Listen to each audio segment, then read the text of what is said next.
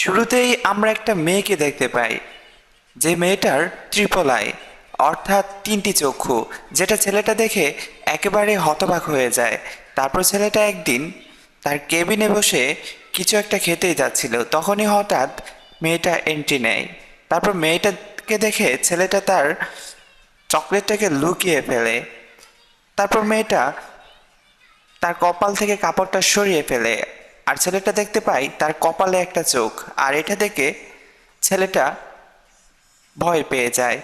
তারপর মেয়েটা তার সব কাহিনী খুলে বলে, আর এটা দেখে ছেলেটা খুব কষ্ট পায়, সাথে মেয়েটাও। মেয়েটা সব কষ্ট তাকে খুলে বলে। তারপর সে বলে,